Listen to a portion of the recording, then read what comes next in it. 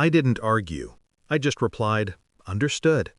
48 hours later, 70 missed calls. And then, everything they built began to crumble, because I had taken one thing, the only thing they never thought I would touch.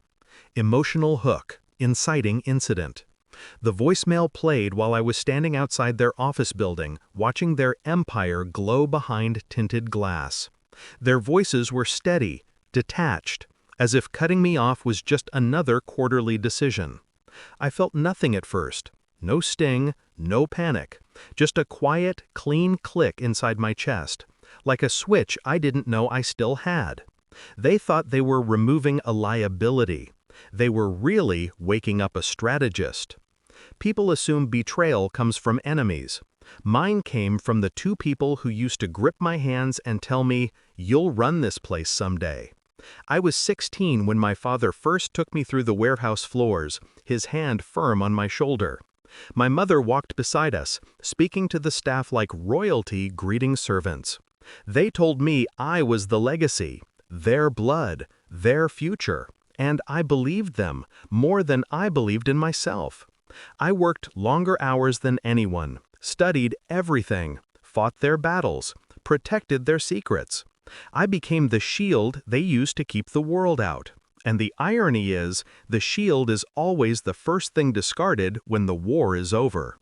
It started small, signatures missing from documents I was meant to approve, meetings held without me, lawyers whispering in hallways and going silent when I walked by.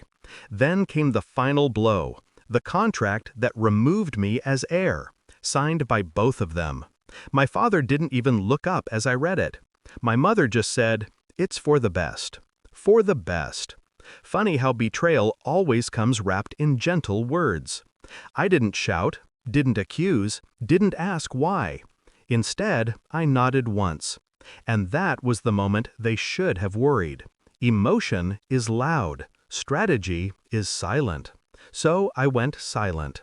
I went home, opened my laptop, and started mapping the empire they valued more than me, their financial arteries, their vendors, their tax shelters, their shell companies, and most importantly, the one intangible asset that kept everything breathing: trust. Not mine, theirs. I didn't need to destroy them. I just needed to remove myself from the structure in a way that made others question them. People don't fear collapse, they fear instability.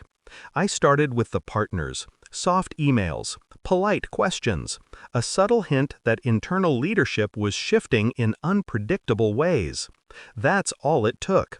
Investors paused, vendors demanded upfront payments, auditors scheduled urgent reviews. Then I released one thing, the master account password. Not publicly, just to the right internal team who'd been waiting for the smallest reason to question my parents' accounting. They traced the offshore diversions, the hidden bonuses, the tax inconsistencies.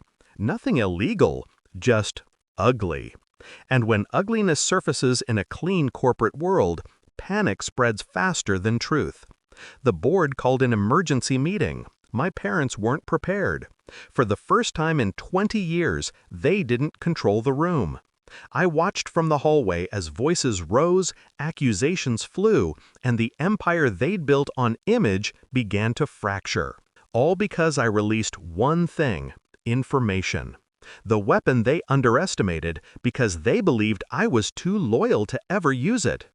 They came to my apartment at midnight, faces pale, hands trembling. My father's voice cracked as he said, "You did this?" I looked at them, not angry, not emotional, just done.